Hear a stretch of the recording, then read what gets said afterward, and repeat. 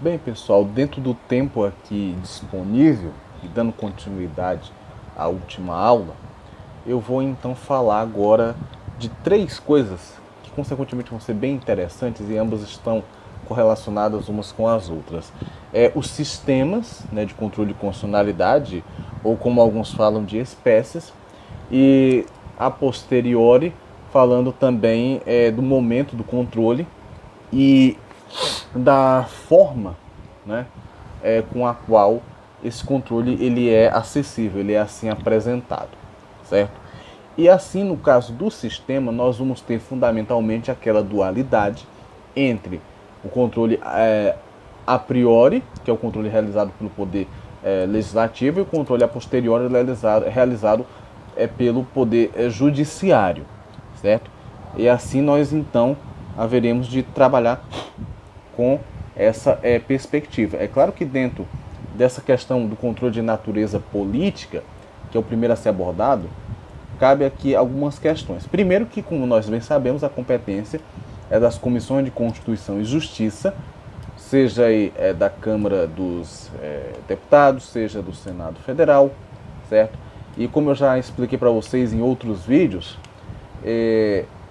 os atos legislativos das Assembleias Legislativas e das câmaras de vereadores, eles têm um sistema praticamente bem parecido com isso, claro, resguardado-se a devida proporção, não é, a devida competência, porque nesse caso respectivo você vai ter as CCJs para avaliar a constitucionalidade de leis estaduais frente à Constituição estadual, e no caso das câmaras de vereadores não há uma Constituição do município, né? Nós não temos a Constituição municipal, mas você vai ter a Constituição estadual e da qual eles têm que seguir. E nesse campo, a balização aqui a ser feita, né, de constitucionalidade é no tocante a compatibilidade da lei municipal com a Constituição estadual. E ante essa Constituição estadual e as leis municipais, tem que resguardar aí uma compatibilidade com a Constituição federal, compatibilização vertical. E é assim que o controle tende a ser exercido nesses termos, certo? E essa vai ser a competência para cada uma dessas câmaras.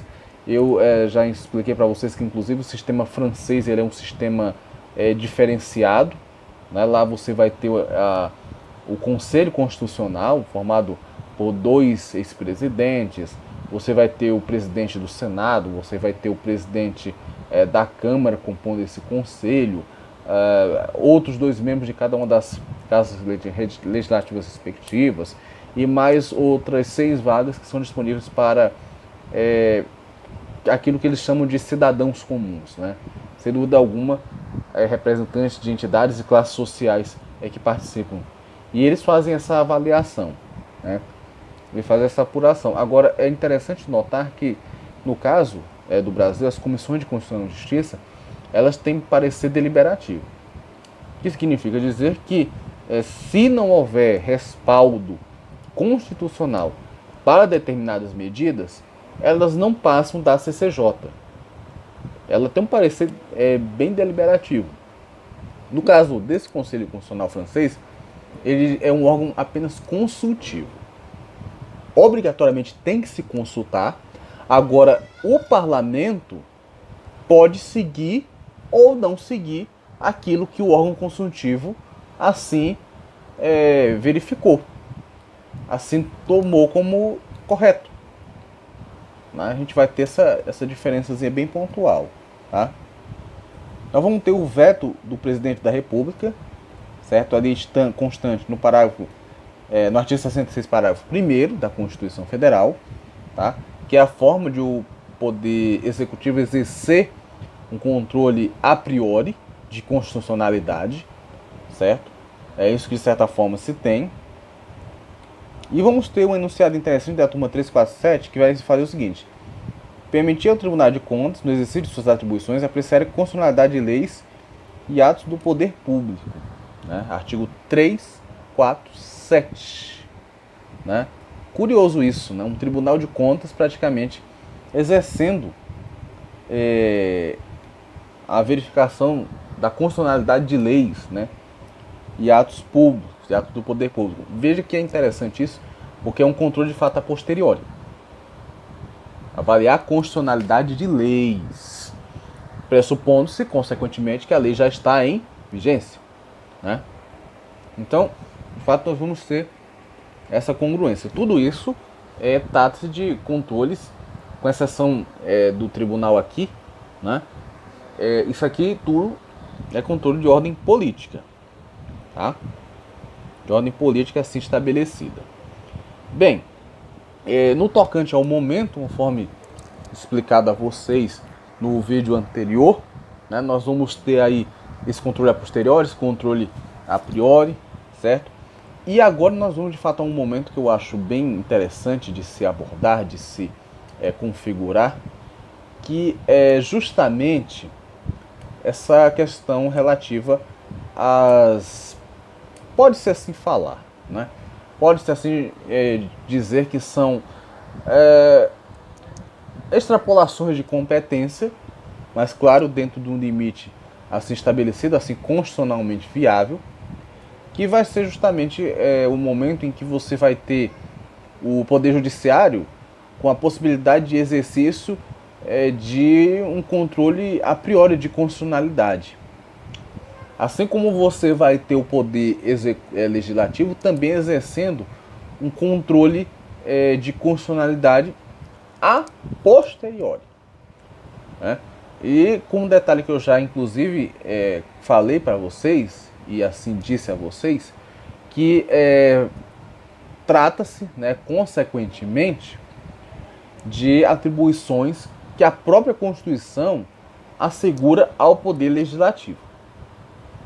Ela própria assegura essas atribuições ao Poder Legislativo e assim ele pode as utilizar quando necessário, certo? Nesse sentido, vamos começar então pelo Poder Judiciário, no qual pode realizar uma prática de controle de constitucionalidade a priori quando se tem a possibilidade de algum parlamentar, seja o deputado federal, seja o senador da República, de ingressar com mandados de segurança no próprio STF, certo? No intuito de emperrar determinados tipos de ações do Poder Legislativo, quando claramente se vê inconstitucionalidades, seja de forma, conforme nós vimos anteriormente, né? Do ponto de vista subjetivo, do ponto de vista objetivo, do ponto de vista orgânico, né? Seja de constitucionalidade de cunho material, né?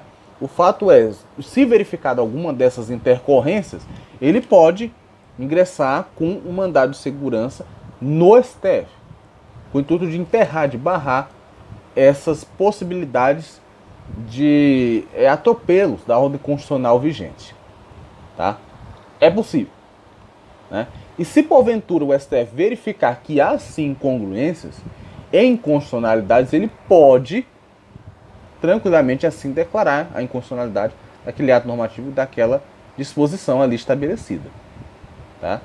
É o único mecanismo, por assim dizer, que o STF ele pode agir em um momento, ele pode usar a atribuição de um sistema que não é dele, porque esse é controle a priori.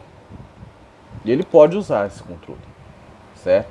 Ele pode ser acionado nesse sistema, mas sempre nessa conjuntura. É um parlamentar que não sente-se ali contemplado com alguma questão, vê alguma questão ali suscitável, passível de nulificação ante a possível ofensa à ordem constitucional vigente, e nesse sentido ele busca então estabelecer e fazer alguma coisa, né? E esse é o caminhamento. Se na própria casa isso não pode acontecer, então ele pode assim o fazer de bate-pronto nessas circunstâncias, nessa convenção, correto? Bom, do ponto de vista do Poder Legislativo, nós vamos ter três hipóteses nas quais o Poder Legislativo ele haverá de usar do controle de constitucionalidade na sua sistemática posterior. Como eu disse para vocês, isso daqui são reminiscências, inclusive, de ordem constitucional. A própria Constituição confere a isso. Eu não sei se o tempo vai dar, porque... Enfim, vamos verificar se para essa condição. Bom, eu vou aqui tentar ser o mais prático possível para explicar essas situações. A primeira delas, artigo 49, inciso 5º, que vai ser quando a competência exclusiva do Congresso Nacional para sustar atos normativos do Poder Executivo que exorbitem do Poder Regulamentar, né? Ou dos limites de delegação legislativa, né? Então, quando o presidente abusa, consequentemente, dos seus poderes, legisla em questões que caberiam, por exemplo, ao Congresso assim legislar. O artigo 49, inciso 5º, possibilita essa sustação, esse impedimento dos efeitos do ato do poder normativo assim presente, quando exorbita esse poder regulamentar, tá? Isso é um fato. O 52, inciso 10. Aqui é a suspensão de uma execução de determinação do STF, determinação definitiva, quando o STF, ele em sede de controle de constitucionalidade difuso, declara uma lei inconstitucional. Então, aquela coisa, declarou a lei inconstitucional de modo definitivo e em sede de controle de constitucionalidade difuso, aí pode-se assim arguir a suspensão da execução dessa decisão do STF. Mas é sempre assim, somente cabe ao Senado fazê-lo, e o Senado só pode fazer isso em sede de controle de constitucionalidade difuso. Somente nesses termos. Esse é o critério assim estabelecido, tá? E por fim, vamos ter a possibilidade do Senado suspender a execução, toda em parte, de decisão definitiva do S... Ah, não, isso aqui já foi, perdão. Artigo 62, parágrafo 5º. Veja, artigo 49, inciso 5º, artigo 52, inciso 10, e agora o artigo 62, parágrafo 5º. A verificação do entendimento de pressupostos constitucionais de relevância, urgência e emergência realizada por cada uma das casas do Congresso Nacional. Quando o presidente edita medida provisória, como nós já sabemos, ela já ingressa no ordenamento jurídico com força normativa, de lei, já surte efeitos de lei. Então é como se ela ainda estivesse assim existindo. Só que o que vai acontecer? Conforme diz lá o artigo 66, parágrafo 6º, tranca-se a pauta do Congresso para que ele volte às ações e assim passe a analisar a constitucionalidade daquela medida provisória para verificar se ela vai se tornar uma lei ou não. Certo? Isso é a forma de controle a posteriori. E a posteriori por quê? Porque a medida provisória já entra com força de lei, já surte efeitos. Então só cabe agora ao Congresso analisar se procede ou não procede aquela constitucionalidade. Correto? Bom, pessoal, e isso ainda tem uma coisinha que eu ainda vou comentar com vocês. Vou passar um outro áudio nesse sentido. Aguardem, porque a nossa revisão ainda vai continuar. Sendo assim, até breve e até a próxima aula vídeo.